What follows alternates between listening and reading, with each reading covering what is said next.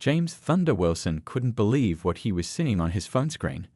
There was Elon Musk, the man behind Tesla, the very car Thunder drove and loved, wearing a bright red MAGA hat while walking through his factory.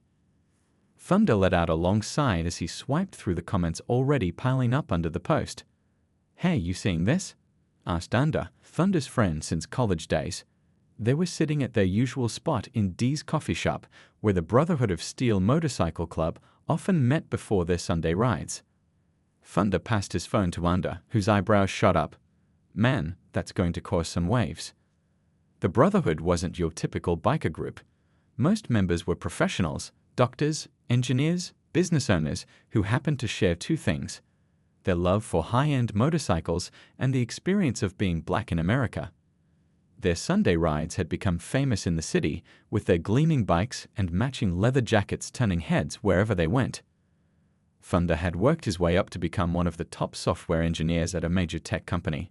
He bought his Tesla Model S 3 years ago, partly because he believed in the mission of sustainable energy, and partly because he admired how Musk had disrupted the auto industry. Now, looking at that red hat, he felt a knot forming in his stomach. "I don't get it," said Layla, the club's vice president and a neurosurgeon at the city hospital. She just walked in and caught a glimpse of Andrew's phone. He knows a good chunk of his customers are people who feel directly threatened by that movement, right? By noon, all 15 members of the Brotherhood had gathered at their meeting point for the ride. The parking lot buzzed with conversation, all centered on Musk's photo. "My kids look up to him," said Big Mike, a gentle giant who taught physics at the local high school. "They think he's this genius who's going to save the planet. How do I explain this to them?" Thunder leaned against his bike listening. The club had members across the political spectrum, but they all shared concerns about what that hat represented for many in their community. "You know what bugs me the most?" said Darius, adjusting his riding gloves. "It's not even that he might support certain policies. It's that he doesn't seem to care how it makes people like us feel, people who've spent thousands on his products." Thunder had been quiet, thinking. Now he stood up straight. Maybe that's the problem. Maybe he doesn't know. They mounted their bikes and thundered through the city streets, a formation of power and grace. Their usual route took them along the coastline, where the road curved alongside cliffs with the ocean sparkling below. Normally, this was when Thunder felt most free, the engine rumbling beneath him and the Brotherhood surrounding him. Today, his mind kept drifting back to that photo. During their lunch stop at a scenic overlook, the conversation continued. "What if we actually did something about it?" Thunder suggested, picking at his food, "not just complain among ourselves." "Like what?" asked Layla. "Sell our Teslas? That won't change anything." "No," Thunder said slowly, an idea forming. "What if we invited him to talk with us? Like, actually sit down with real people who are affected by the politics he's promoting?" The table went quiet as everyone considered this. "You think Elon Musk is going to sit down with a bunch of bikers?" chuckled Andra. "Not just any bikers," Thunder replied. "We're also doctors, teachers, engineers, his target market. And we run that charity ride for the STEM program in the city. We have a platform." By the time they returned to the city that evening, the idea had taken shape.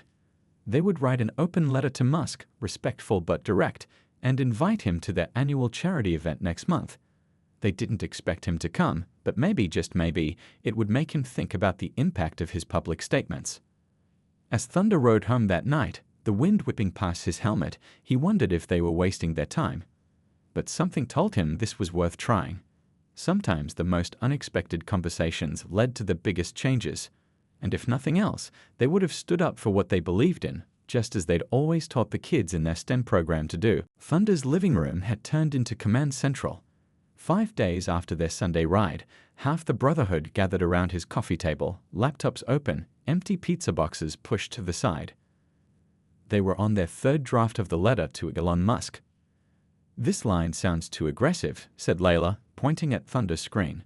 "We want him to listen, not get defensive." Thunder nodded and deleted the sentence. "You're right. We need to be firm but respectful." Big Mike adjusted his reading glasses. "What about adding something about how many of us own Teslas? That might get his attention, knowing his customers are watching." They worked late into the night, choosing each word carefully. The final letter was straightforward. They introduced themselves as the Brotherhood of Steel, explained their annual charity ride that raised money for inner-city STEM programs, and respectfully requested Musk consider how his political statements affected the diverse communities that supported his companies. They invited him to attend their event, not for a public showdown, but for a genuine conversation. "Should we really send this?" Andrew asked, as Thunder's finger hovered over the send button. "Once it's out there, we can't take it back." Thunder looked around the room at his friends. "I think we have to. If we don't speak up, who will?" He clicked send. The letter went to Tesla's official channels, and copies were posted on the Brotherhood's social media accounts with the hashtag #ConversationWithElon. None of them expected what happened next. By morning, their post had been shared thousands of times. Local news picked it up first, featuring Thunder in a brief interview outside his office building. "We're not calling for boycotts," he explained to the reporter, looking calm despite the cameras. "We're asking for dialogue. That's all." By afternoon, national outlets were running the story. The Brotherhood's social media accounts gained followers by the minute. Messages poured in, some supportive, others angry. "You've got some nerve," read one comment. "Let the man wear what he wants." "Thank you for saying what many of us have been thinking," read another. Darius, who ran the club's social media, was overwhelmed. "Man, I can't keep up with all these notifications," he told Thunder over the phone. "We've got journalists from 3 different countries asking for interviews." Thunder was surprised at how quickly things had escalated. He'd only wanted to start a conversation, not become the center of a media storm. His phone wouldn't stop ringing. On day 3, trouble started. Some members of the Brotherhood received threatening messages. Others found their professional profiles flooded with negative comments. Thunder's boss called him into her office. "I'm not asking you to back down," she said, looking concerned. "Just be careful. Things get heated fast these days." The Brotherhood called an emergency meeting at their usual spot. The coffee shop owner had to lock the doors to keep reporters out. "Maybe we should pull back," suggested one of the newer members, looking worried. "This is getting intense." Thunder understood the fear. They all had jobs, families, lives that could be disrupted by unwanted attention. But looking around at these men and women who'd become his extended family, he also saw determination. Layla stood up. "My daughter asked me what I was doing about things that weren't right in the world. What do I tell her if we back down now?" Big Mike nodded. "My students are watching too. They need to see that you can speak up respectfully and stand your ground." They voted unanimously to continue. They would keep their message consistent. They weren't attacking anyone, just requesting a conversation. Days passed with no response from Musk or Tesla. The media began to lose interest. Thunder started to think their message had been lost in the noise. Then, exactly 1 week after they'd sent the letter, Thunder's phone buzzed with a notification. His heart skipped when he saw the sender. "Guys," he typed quickly into the Brotherhood's group chat, "you're not going to believe who just messaged me." The response was from Musk himself, not a PR team, not an assistant, and it wasn't what any of them had expected. The Brotherhood couldn't believe how quickly their lives had changed. 2 weeks after sending their letter, Thunder found himself sitting in a makeup chair at a major news network studio, preparing for a live interview. "Just be yourself," the producer said, adjusting his microphone. "Your authenticity is why people are connecting with this story." Thunder nodded, but his stomach was in knots. He was a software engineer, not a public speaker. Still, someone had to represent the Brotherhood, and as president, the responsibility fell to him. When the red light on the camera blinked on, Thunder took a deep breath. "So tell us," began the host, "what made your motorcycle club decide to challenge one of the richest men in the world?" Thunder looked directly into the camera. "We didn't see it as a challenge. We saw it as starting a conversation. The Brotherhood is made up of people who love technology and innovation. Many of us drive Teslas. We just wanted Mr. Musk to understand how his public statements affect the very people who support his companies." The interview went better than expected. Thunder stuck to the main points they had agreed upon as a group: respect, dialogue, and understanding. No personal attacks, no political grandstanding. Meanwhile, back at work, Thunder's colleagues treated him differently. Some were supportive, stopping by his desk with words of encouragement. Others kept their distance, as if his newfound visibility might be contagious. His boss called him in again. "The company's getting calls," she said, not meeting his eyes. "Some clients are concerned about being associated with controversy." "I understand," Thunder replied, "but I haven't said anything controversial. I've just asked for a conversation." She nodded slowly. "Just keep things professional. That's all I'm saying." That evening, the Brotherhood gathered at Andrew's garage, where they often worked on their bikes together. The space smelled of motor oil and leather. It felt good to be away from cameras and questions, just wrenching on engines and talking like normal. "Tesla stock dropped 3 points yesterday," said Darius, checking his phone while passing a wrench to Thunder. "Some analysts are blaming our letter." Big Mike shook his head. "That's not on us. We never called for any boycott." Layla arrived late, looking tired after a long surgery. "I got recognized at the hospital today," she said, dropping onto a stool. "A patient's family member asked for a selfie, said I was inspiring for speaking up." They all had similar stories, of sudden recognition, of support from unexpected places, but also of suspicious glances and uncomfortable silences. "You see the comments on that news piece?" Andrew asked Thunder. "Some folks are saying we're just looking for attention." Thunder wiped grease from his hands. "And others are saying worse. I've been getting messages calling me everything but a child of God." The mood in the garage grew somber. "You know what's weird?" said Big Mike. "This whole thing started because we wanted Musk to realize how his words affect people. Now we're experiencing the same thing ourselves, how our words are affecting others." That night, Thunder couldn't sleep. He scrolled through his phone, reading the latest articles about their challenge. Financial news sites were analyzing Tesla's stock fluctuations. Political commentators were using their letter to fuel their own arguments. It had gone far beyond what they'd intended. His phone pinged with a message from Layla. "You see the business channel? They've got experts predicting how Musk will respond." Thunder switched on his TV and found the channel. A panel of corporate communication specialists was discussing the situation. "Musk has two options," one expert was saying. "Ignore this entirely until it blows over, or respond with his typical combative style on social media." Another panelist nodded. "Either way, engaging in actual dialogue is unlikely. That's not how these things typically play out." Thunder turned off the TV and stared at the ceiling. Maybe they were right. Maybe this whole thing would fizzle out with nothing to show for it except some temporary media attention. His phone buzzed again. It was after midnight, so he figured it was another Brotherhood member. Instead, he saw a notification that made him sit straight up in bed. It was Musk. Again. And this time, he wasn't just sending a brief message. He was requesting a private video call, tomorrow. Thunder barely slept that night. By morning, he had called an emergency Brotherhood meeting at his apartment. They crowded around his kitchen table, coffee cups in hand, still trying to process Musk's message. "He wants to talk today?" Andrew asked, reading the message on Thunder's phone. "Just like that." Thunder nodded. "Says he has a 1-hour window between meetings. Wants to do a private video call." "Could be a trap," Darius warned. "Maybe he just wants to record you saying something he can use against us." Layla shook her head. "Or maybe he actually wants to listen. Isn't that what we asked for?" They debated back and forth. Should Thunder take the call alone, or should the whole leadership team join? Should they record it? Should they have a lawyer present? "Look," Thunder finally said, "I think I should take this call alone, at least to start. Too many people might make him defensive. And no recording. I want him to feel like he can speak freely."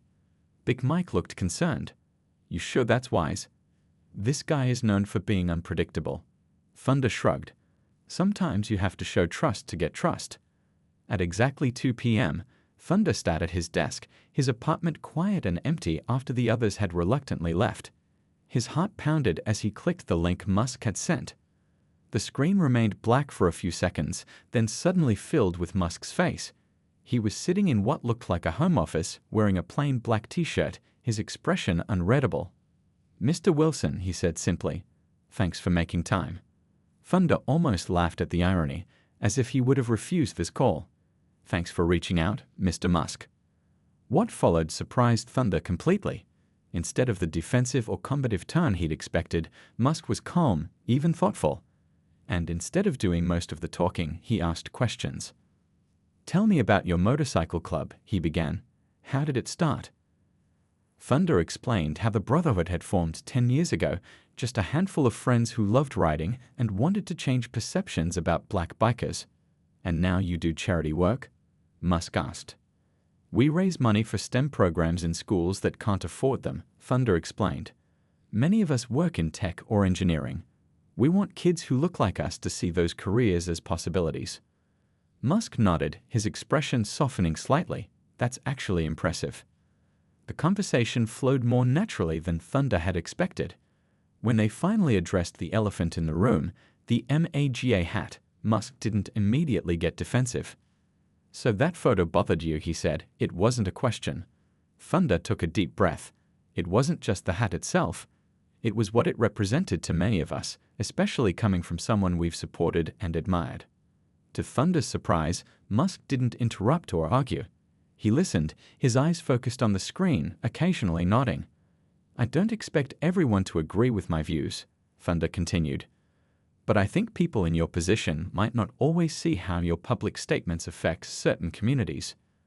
"Like the black community," Musk said. "Like the black community," Thunder confirmed. "Like people who have supported your vision but feel left behind by some of your statements." Thunder had expected anger, defensiveness, maybe even dismissal. Instead, Musk seemed genuinely interested, asking follow-up questions about specific concerns the Brotherhood had raised in their letter. Nearly an hour had passed when Musk glanced at his watch. "I've got another call in a few minutes." Thunder nodded, expecting the typical "thanks for your time" brush off. Instead, Musk leaned closer to the camera. "Your charity ride is next month, right? The one mentioned in your letter." "Yes," Thunder replied, surprised Musk had noted that detail. "It's our biggest event of the year." Musk was quiet for a moment, seeming to consider something. "What would you say if I told you I'd like to attend?" he finally asked. Thunder stared at the screen, certain he'd misheard. "You want to come to our charity ride?" Musk nodded, his expression serious. "No press, no PR team. Just me, talking with you and your club. Would that work?" Thunder found himself speechless for the first time since this whole thing began. The day of the charity ride arrived with perfect weather, clear blue skies, and just enough breeze to keep riders comfortable in their leather. The Brotherhood had been preparing for weeks, coordinating with local police for road closures, setting up the festival area at the city park, and managing the flood of new registrations that had poured in since their story went viral. Thunder hadn't told many people about Musk's planned appearance. Just the core Brotherhood leadership and the event security team knew. They'd agreed it was better that way. No press circus, no protesters, just a chance for a real conversation. "You really think he'll show?" Andrew asked as they set up the registration table. "Seems like the kind of thing his PR team would talk him out of." Thunder shrugged. "Guess we'll find out." By mid-morning, the park buzzed with activity. Over 300 riders had registered, triple their usual number.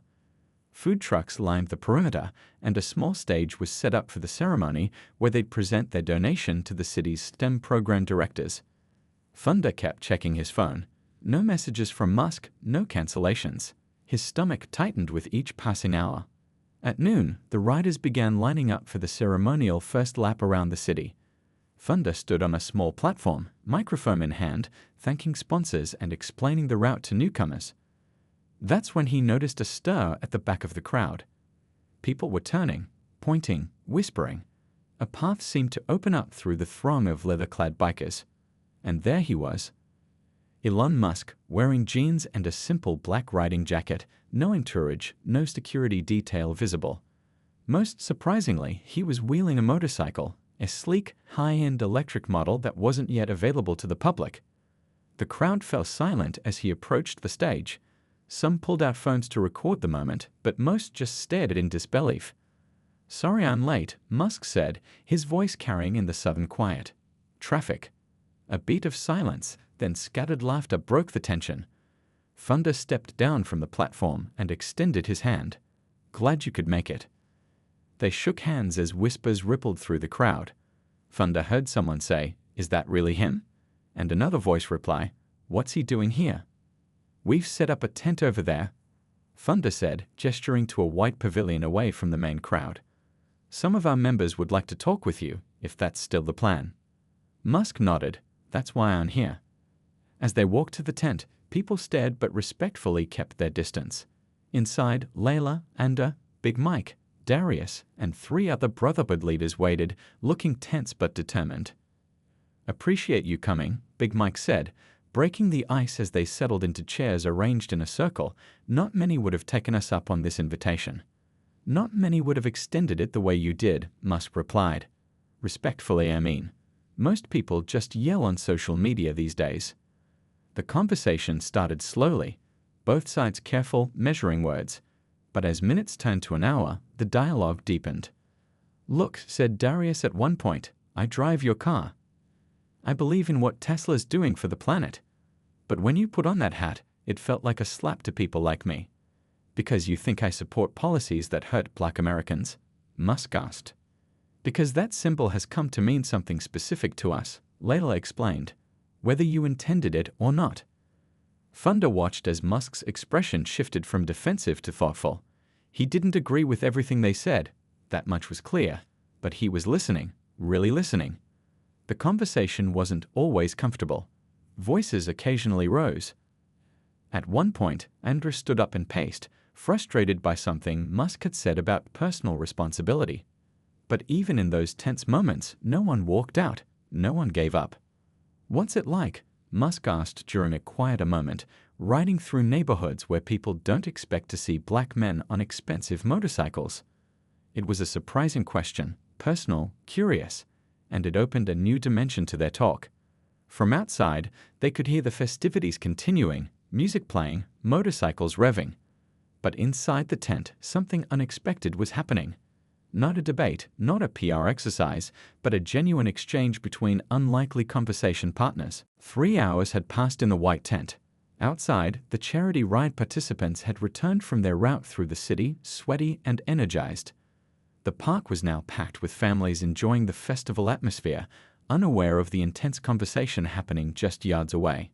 Inside the tent, empty water bottles and coffee cups littered the table. The initial stiffness had given way to something else. Not quite comfort, but a kind of genuine engagement none of them had expected. "We should probably wrap this up," Thunder said, glancing at his watch. "The donation ceremony is in 20 minutes. Musk nodded, leaning back in his chair. He looked tired but somehow lighter than when he'd arrived. "This was different than I expected." "For us too," said Layla with a small smile. As they gathered their things, Big Mike cleared his throat.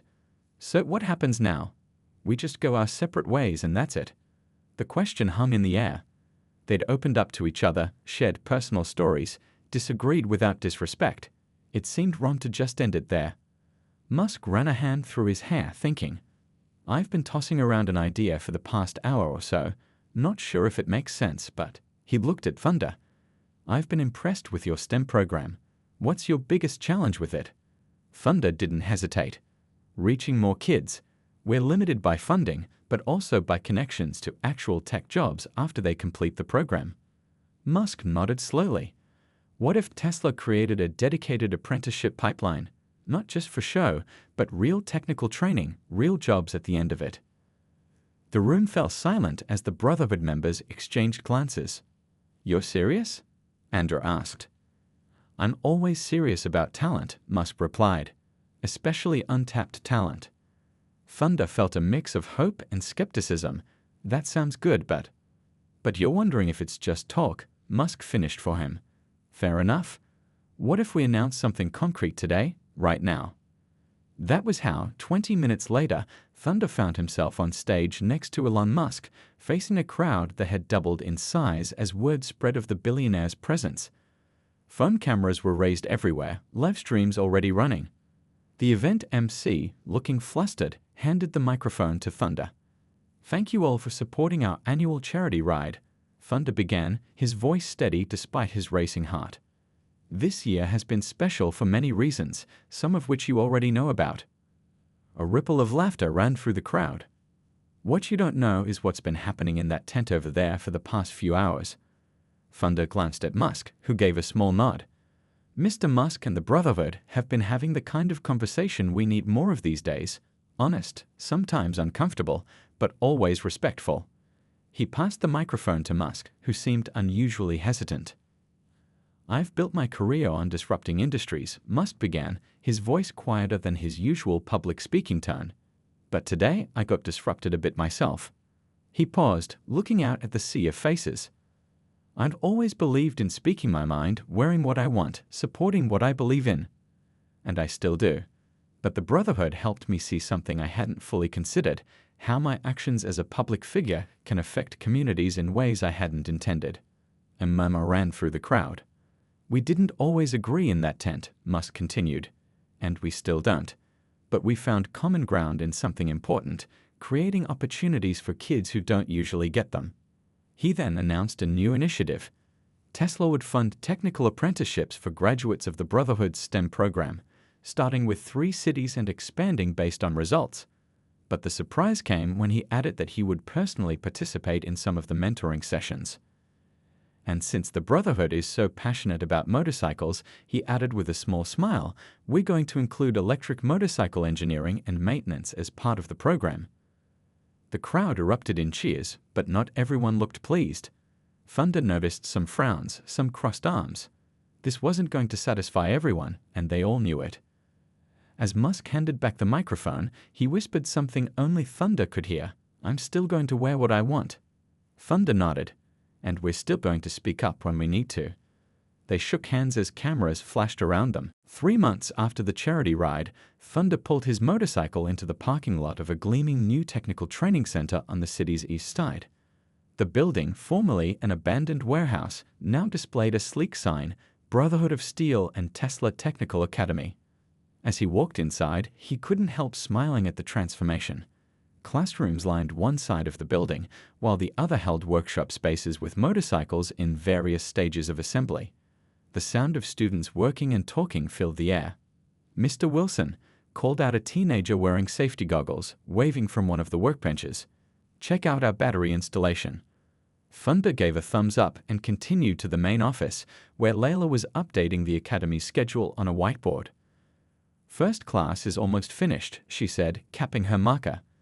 22 students, all from neighborhoods that never had programs like this before. They're already talking about which Tesla positions they want to apply for. It hadn't been an easy road to this point.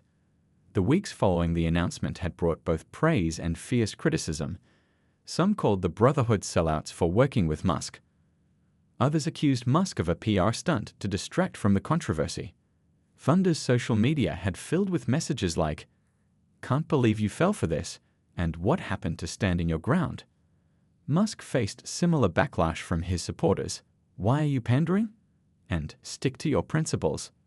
News outlets covered the story from every angle. Business magazines praised the innovative approach to community relations.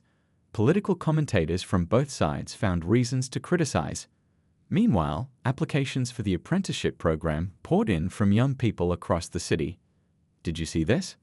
asked Big Mike, walking in with his tablet. He'd taken a leave from teaching to help run the academy.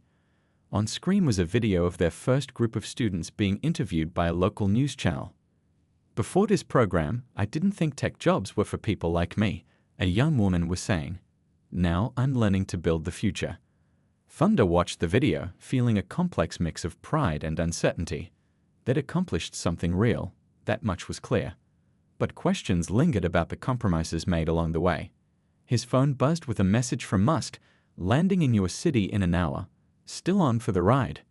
Since the charity event, Thunder and Musk had maintained an unusual friendship, not close, not always comfortable, but genuine. Once a month, when Musk's schedule allowed, they rode motorcycles together, sometimes with other Brotherhood members, sometimes just the two of them. Their conversations continued, often circling back to politics, race, and responsibility. "He's still wearing that hat sometimes," Andra had pointed out after seeing a recent photo.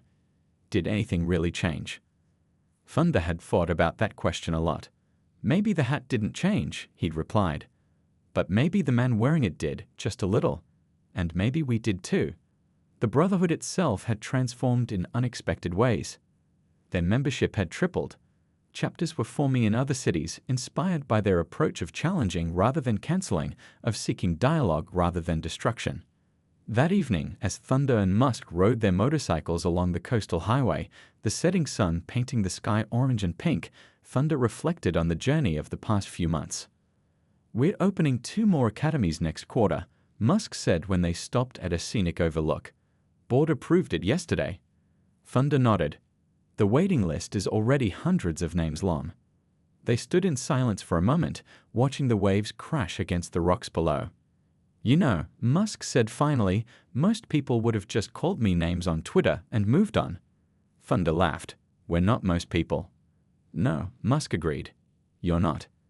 As they mounted their bikes to head back to the city, Thunder thought about how unlikely this all was, how a moment of anger over a photo had led to something neither side could have imagined. They hadn't solved America's divisions. They hadn't even fully resolved their own disagreements. But they'd found a way to work together despite them. Sometimes, Thunder thought as they rode side by side into the gathering dusk, that was enough to start changing the world.